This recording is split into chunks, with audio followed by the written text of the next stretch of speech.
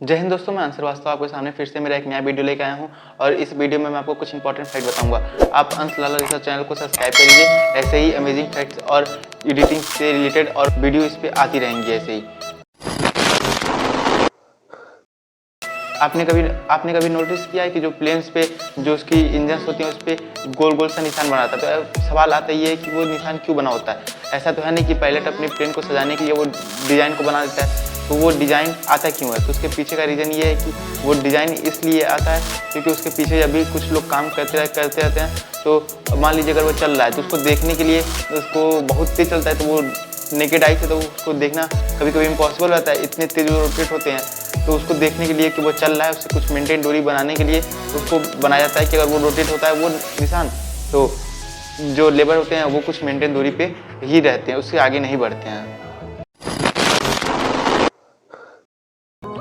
आप लोगों ने बहुत सी ऐसी कंपनियां देखी होंगी जिसके आगे टाटा लगा होता है, जैसे Tata salt, Tata Motors, Tata chemical, ऐसे ही सब चीज़ रहता है। तो जब रतन टाटा जब आए इंडस्ट्री में तो देखिए जितनी भी टाटा कंपनियां हैं, जितनी टाटा ग्रुप की जितनी भी कंपनियां, वो अलग अलग अपने डायरेक्शन में चली हैं। वो रतन टाटा जी से कोई कुछ एडवाइस नहीं रहा, कुछ बोल नहीं रहा, तो इसको ध्यान में रखते हुए उन्होंने एक जो उनकी मेन कंपनी थी टाटा सन्स है, जिसके अंडर में सारी कंपनियां थी, वो टाटा को जो नेम है उसको यूज़ करने के लिए उन्होंने फी लगा दिया।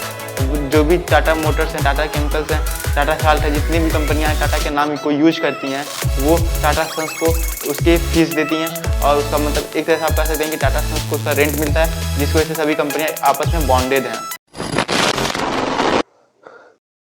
आपने कभी नोटिस किया है कि जो हमारे वहाँ का जो सुप्रीम कोर्ट है उसकी छुट्टियाँ इतनी ज़्यादा क्यों होती हैं? तो उसका पीछे का रीज़न कई लोगों को नहीं पता है। वो लोग सोचते हैं कि अपने एंजॉय के लिए वो लोग छुट्टियाँ कर देते हैं, लेकिन उसके पीछे बहुत ही अमेजिंग फैक्ट है।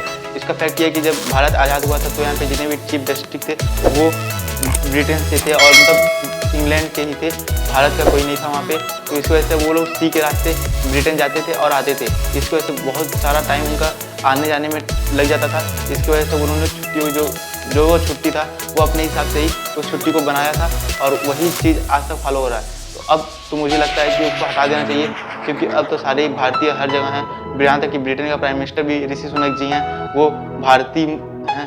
तो मेरे हिसाब से ये चाहिए कि हटा देना चाहिए और अपना एक नया रूल लाना चाहिए जिसके मुताबिक सब काम हो।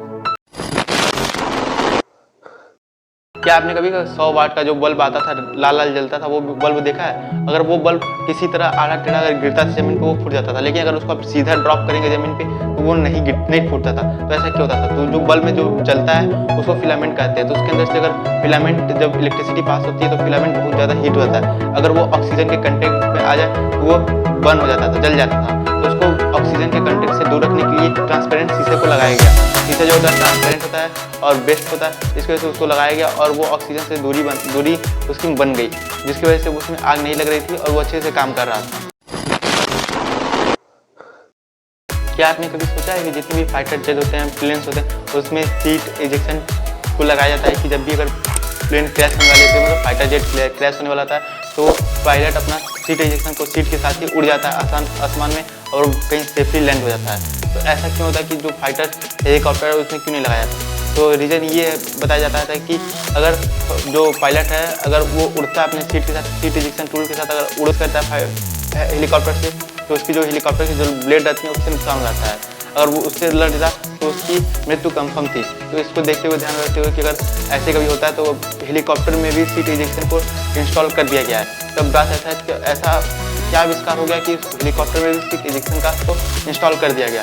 तो ये हुआ कुछ ऐसे कि कुछ हेलीकॉप्टर्स में जो ब्लेड होती हैं, कुछ बटन दबाने पे वो ब्लेड जो होती हैं छूट जाती हैं। फिर उसके बाद जो होता है पायलट जो होता है तो वो अपने सीट इजेक्शन टूल को ऑन करके और वो सीट के साथ उड़ जाता है, फिर कहीं लैंड हो जाता है। इस तरह से वो हेलीकॉप्टर में भी लॉन्च कर दिया गया है। उम्मीद करता हूँ आपको वीडियो पसंद आया होगा। वीडियो को लाइक कमेंट शेयर जरूर कर दें, और अभी तक मेरे चैनल को अंश लाला रिसर्च को जिन्होंने सब्सक्राइब नहीं किया, मेरे चैनल को सब्सक्राइब कर दिया। फिर मिलते हैं ऐसे नेक्स्ट वीडियो में, तब तक के लिए जय हिंद, जय भारत।